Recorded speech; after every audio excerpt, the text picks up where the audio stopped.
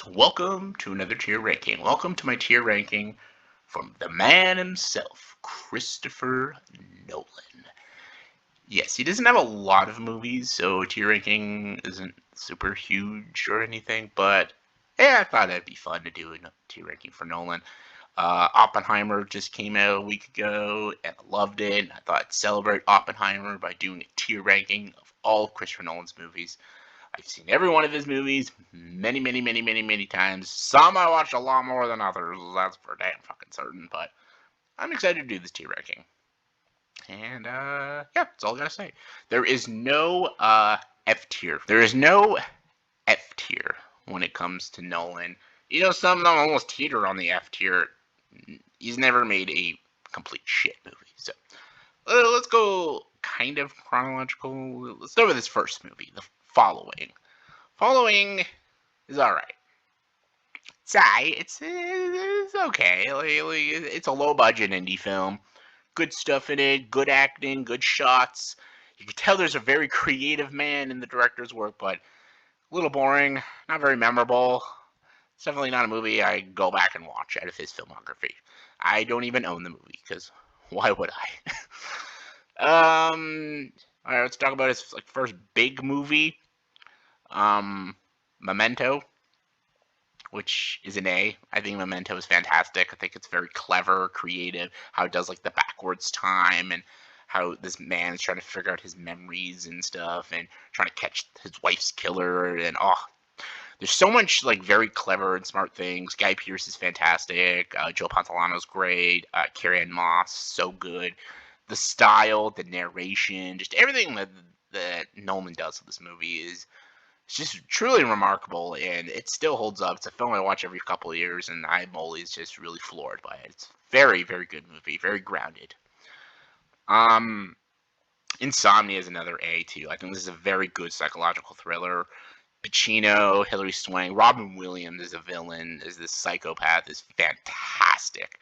It also shows the brutal realism of having insomnia and being haunted by your past and the mistakes you have made. It's so fucking good. It's beautifully written, wonderfully directed, and the performances are just fantastic. And it's definitely, again, a Nolan movie I love to go back to, and just it always blows me away.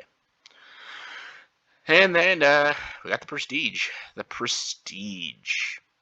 Oh my god, I love The Prestige. I'm going S. Fuck it. I think The Prestige is one of his best movies.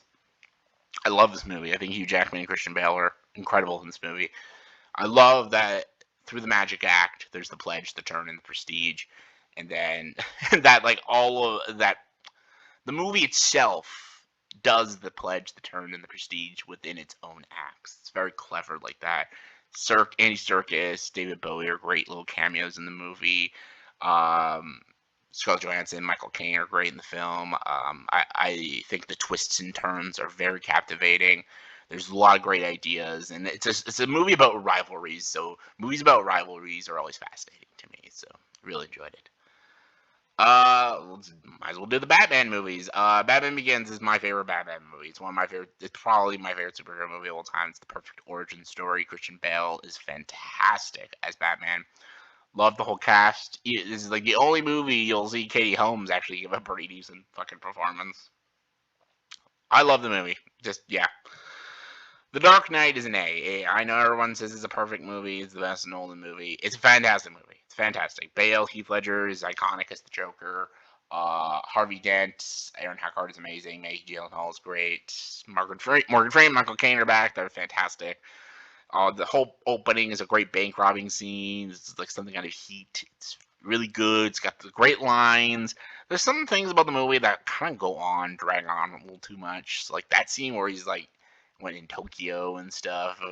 There's some action scenes that last too long. The movie could have been condensed to like 20 minutes. And I think it would have made the movie a lot more tighter. But still a great movie.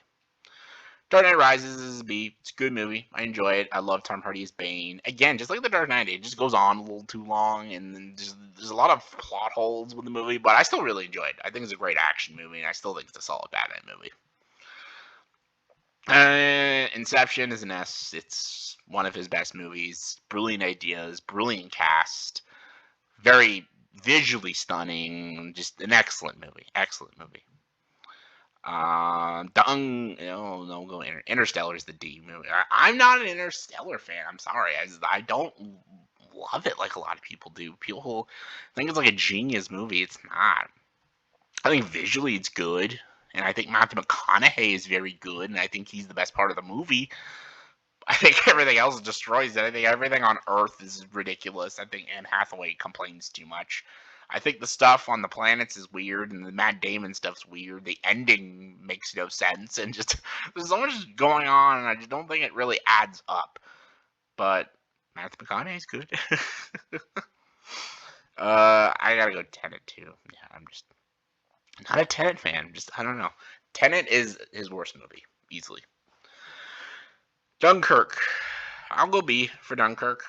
I think Dunkirk has a lot of great shots. I think it's a very brutal, realistic war movie. I think filmmaking wise, it's brilliant and genius. I just think it should have had a little more captivating characters. That's it. Oppenheimer did a whole review of it. It's amazing. It's brilliant. It's one of his fucking best movies.